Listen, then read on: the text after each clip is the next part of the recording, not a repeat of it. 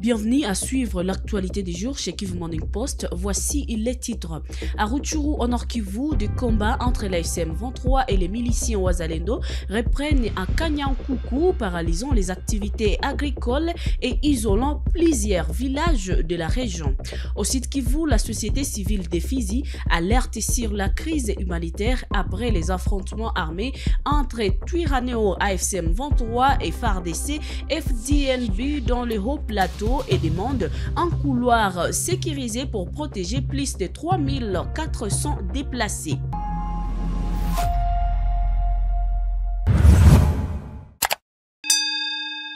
Bonjour, bienvenue dans les détails.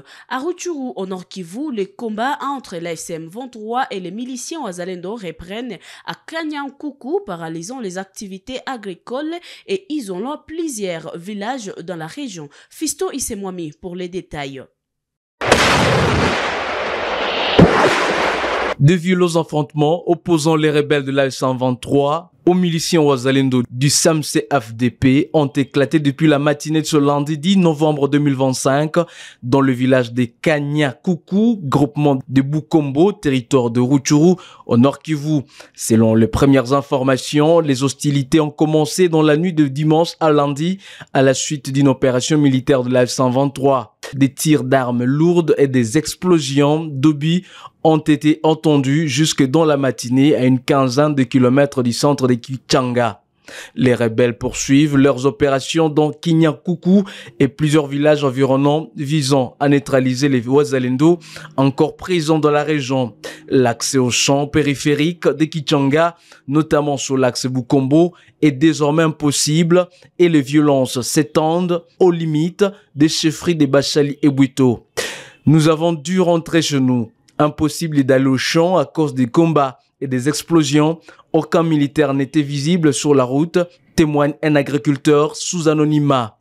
Les activités agricoles restent paralysées dans la région, y compris à Kiahemba, localité voisine également touchée par ces affrontements. Ce type de violence est récurrent dans les groupements de Bukombo où les Wazalendo résistent aux attaques de l'AFCM 23. La société civile de Fizi alerte sur la détérioration de la situation humanitaire dans les territoires de Fizi et Mwenga après les affrontements armés entre les 4 et les 7 novembre 2025. Les combats ont opposé le groupe Twirwaneho AFCM 23 au FARDC soutenu par le milice Wazalendo et des éléments burundais. Plusieurs villages, dont Gezi et Touetoué, ont été détruits et plus de 3400 personnes ont dû fuir vers les localités voisines.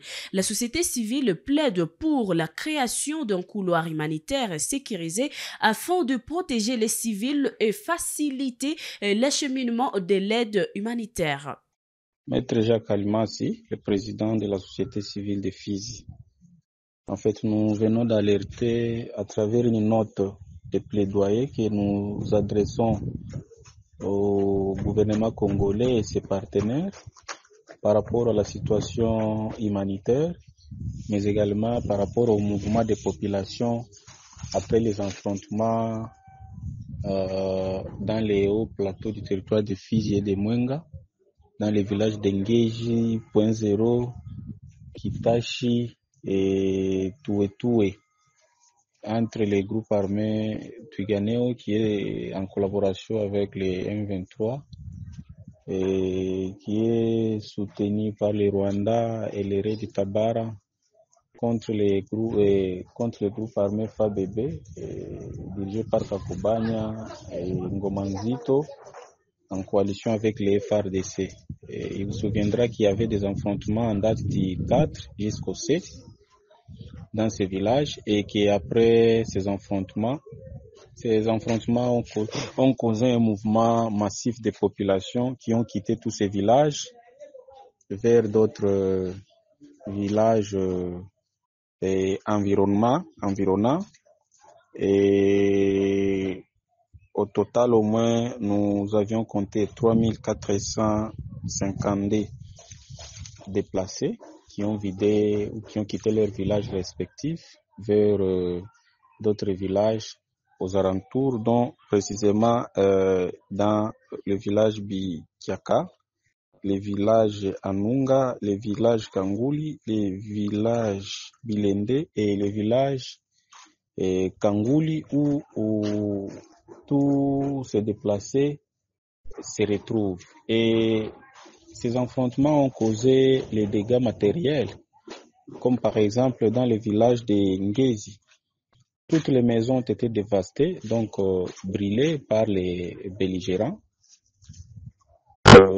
Mais également dans le village de Touetoué, où le centre de santé du village de Touetoué a été détruit et tous les matériels importants, les matériels médicaux importants ont été dépouillés par les belligérants au conflit. Et cette situation vraiment engendre une crise humanitaire qui ne dit pas son nom. Et au-delà de ça, nous avions montré dans notre note de plaidoyer la situation aujourd'hui du village Minembwe, où la population est vraiment délaissée à leur triste sort. Depuis le mois de février, dès lors que ce village a été pris ou tombé entre les mains de Twiganeo M23 et Red Tabara, la population n'a pas une voie d'entrée ou voie de sortie. Ils ont du mal même à se procurer les vivres et à non-vivre.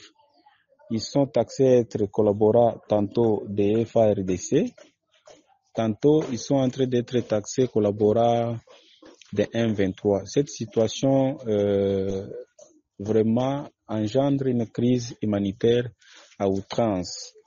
Et c'est pourquoi nous avions sollicité non seulement au gouvernement congolais et ses partenaires de faciliter les couloirs humanitaires pour que l'assistance arrive à Minembwe, mais également assister les déplacés des affrontements, des récents affrontements qui se trouvent à Kangouli, comme j'ai cité tous les villages là. Et nous avions demandé quand même aux parties prenantes en conflit de pouvoir respecter les cessez-le-feu, de pouvoir respecter les engagements qu'ils ont pris dans le processus de paix en Amérique et à Doha. En faisant cela, ils auraient rendu un bon service à la population et que la situation humanitaire facilement peut s'améliorer en faveur de la population. On poursuit. Le ministre de l'intégration régionale Floribert Anzuluni a assuré que le président de la République démocratique du Congo à la conférence internationale sur la région des Grands Lacs, CIRGL, ne sera pas placé sous les signes d'un règlement de compte. Selon lui, elle servira à promouvoir les résolutions pacifiques de différents conflits qui affectent la sous-région des Grands Lacs. On le suit. Notre présidence, cette prise de présidence par la RDC nous permettra, non pas comme certains pourraient le penser, de régler nos comptes, mais nous permettra d'avoir un cadre dans lequel, avec tous les autres pays de la région, nous pouvons régler pacifiquement, résoudre pacifiquement nos différends, pacifier les espaces qui sont les nôtres, et puis surtout ne pas oublier travailler ensemble pour accroître le développement économique qui passe par une plus grande intégration économique entre ces différents pays de la région. C'est d'ailleurs ce qui justifie l'organisation de la rencontre de haut sommet qui sera organisée vendredi. C'est pour confirmer et rappeler le fait que la RDC est engagée et disposée à collaborer avec tout autre pays qui accepte de collaborer dans le respect des intérêts des uns et des autres, et notamment à travers les différents projets intégrateurs qui font partie notamment de la CIRGN, comme les 3 projets qui seront discutés lors de cette rencontre de haut sommet, dans lesquels on parlera aussi bien du projet de l'hôpital que du projet du corridor central avec le rail, ou encore le projet du corridor nord. À Kinshasa, le vice-premier ministre et ministre de l'Intérieur, Chabani Louko, a réuni samedi les membres du Présidium et les chefs de groupement politique et de l'Union sacrée pour la nation. L'échange coordonné par le président du Sénat, Samalou Kondé, visait à discuter de la préservation de la stabilité et de la cohésion des institutions provinciales. On écoute. C'est tenu une importante réunion ce samedi 8 novembre 2025 sous l'initiative du vice-premier ministre et ministre de l'Intérieur, M. Jacquemin Chabani. C'était une réunion où il a tenu à voir autour de lui les hauts cadres et les hauts responsables de l'Union sacrée de la nation, ainsi que les membres du présidium de cette instance, et particulièrement les présidents et regroupements des partis qui ont en leur sein des représentants au niveau des provinces. Et il y a quelques jours, il a tenu une importante réunion où il avait en face de lui les responsables des assemblées provinciales ainsi que des gouvernements provinciaux. Il était question de répondre à un vœu de son Excellence, Monsieur le Président de la République, M. Félix-Antoine Tshisekedi Tshilombo, qui a vraiment à cœur la paix et la sécurité de notre pays et qui a voulu aussi que, au niveau des provinces, nous puissions observer une stabilité. Stabilité voulue dans cette période sécuritaire particulière.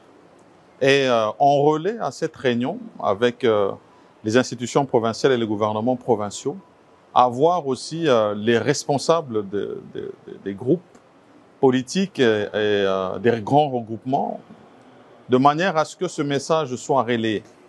C'est une réunion qui s'est tenue vraiment dans la convivialité, où nous avons abordé vraiment dans le fond ces questions pertinentes qui concernent justement ces provinces. Et nous sommes tous ressortis avec le vœu, effectivement, de voir leur stabilité et d'accompagner ces institutions provinciales qui ont dans leur mission régalienne aussi de veiller au bon fonctionnement de nos provinces et donc de répondre aux attentes de nos concitoyens. Le seul mot que nous voulons donner ici aux députés provinciaux, c'est de répondre à ce vœu de paix et de stabilité de nos provinces. Bien sûr, moi, en tant que membre de l'Union sacrée, je ne peux que rappeler que pour la plupart de ces assemblées où justement c'est l'Union sacrée qui a la majorité, nous avons eu un congrès récemment et même des actes d'engagement de loyauté à la haute autorité. Et il n'est que de notre devoir d'accompagner cette haute autorité sur ce chemin de la paix et de la stabilité qu'il recherche tous les jours et pour lesquels il n'a cessé de multiplier des actions tant diplomatiques qu'ici en interne pour garantir cette paix et cette sécurité. Le parti Envol a exprimé son opposition à toute tentative de modification de la constitution de la RDC. Dans une matinée politique dimanche au camp Luka à Kinshasa, Merdi Mazengo, porte-parole provincial, a averti que cette initiative pourrait freiner la démocratie et compromettre le processus de paix. Il a appelé au respect du calendrier électoral de 2028 et demande au président Tshisekedi de se concentrer sur la réhabilitation des routes, l'électricité, l'eau potable et la restauration de la paix à l'est du pays.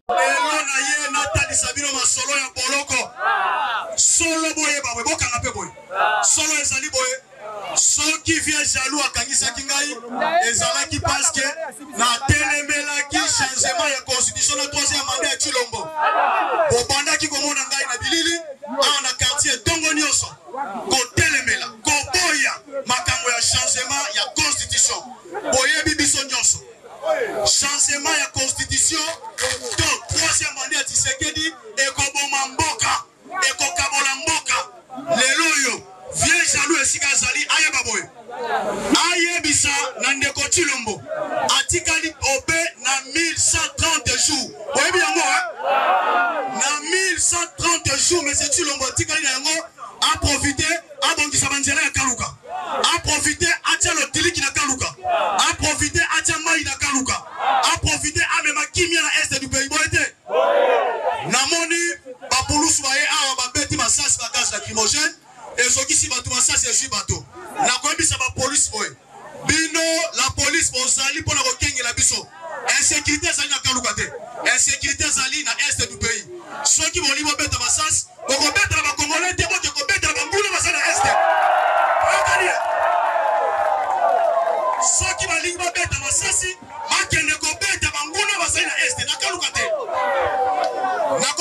koloba boy. Kaluka oye. Kaluka oye. On est délice sanga oye. En tout cas, ngai na songi déjà. Viens jaloux aye ba kenga ici na songi. Na koti mabele. Est-ce que moto opeksa moto kota na Kaluka? Toyo kana malamu. Ngai pa ina biso na balabala ya Kongo. Papa na ngai vie sa iko boye bien malamu. Est-ce que bino bokondima moto moko ndima pekisa ngai na kota Kaluka? Moto moko ye salina ni ese Kaluka za lopongo tata to mama na ya tikira kiye. Solo bolakisi makasi. Bolakisi ke bozali mibali obangi intimidation ba policier te. To komi esiko yango lelo ezali mokolo esengo. To sepela, to bina pamba te to longi etumba oyo. Merci mingi bande ko Kaluka. Na yesi na songi to continuer combat ya ko telemena changement de constitution na troisième mandat Tshilombo boyete. Le gouverneur de la ville-province de Kinshasa, Daniel Bumba, a lancé l'opération Kinshasa et Zobonga pour assainir et embellir la capitale. La première phase cible les grandes artères du boulevard Lumumba à Kintambo avec nettoyage des déchets, curage des caniveaux et démolition de marchés anarchiques. Bon, les lots kopesa moins vitesse dans le cadre de campagne à normes en milieu urbain depuis l'année passée. Tous les temps, on sensibilise tout makasi sur balaba les ONZT. Pour roter n'importe comment, il faut pas se comporter selon les normes dans le milieu urbain. Si vous avez le long sur le boulevard Lumumba, le marché pirate est tenu de bout en bout. Il y a une opération, il y a salubrité. Parce que le marché est allé pour générer salité belé. Mais il faudra mentalité à la bien. Il faut que changer mentalité. Il faut boire n'importe comment. Il faut que dans le trottoir. Côté dans le trottoir, il y a que batou. Moi, je vais sur le trottoir, il y a occasionné aussi un embouteillage.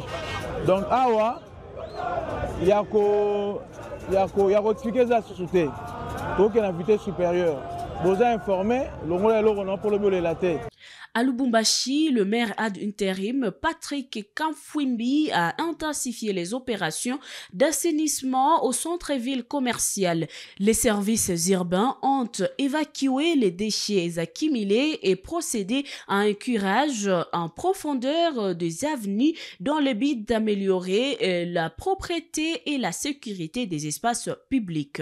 Ensuite, des déchets ont été retirés de plusieurs artères du centre-ville commercial de Lubumbashi sous la supervision du maire AI de la ville de Lubumbashi, Patrick Kamfwimbi.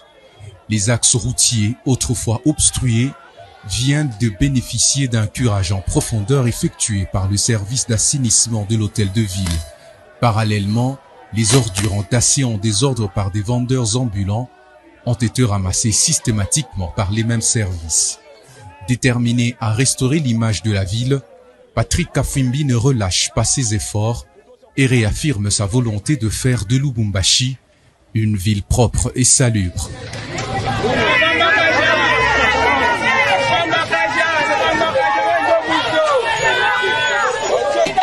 Sur les avenues Kassai et des usines, notamment le long du marché musée, le maire s'est également assuré du curage de caniveaux afin de permettre une meilleure canalisation des eaux et de prévenir les risques d'inondation. Des actions, certes régulières et ordinaires, mais qui impressionnent agréablement les Louchois, sensibles à la présence active de leur autorité urbaine sur le terrain.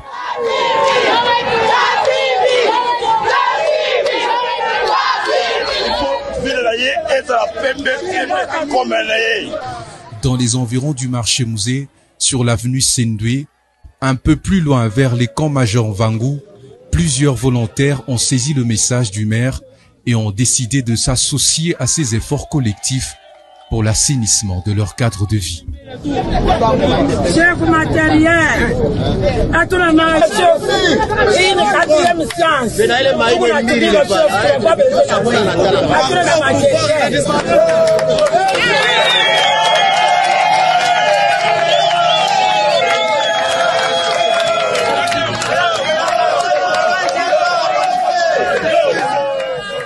C'est la fin de cette actualité du jour. Merci de nous avoir suivis jusqu'ici.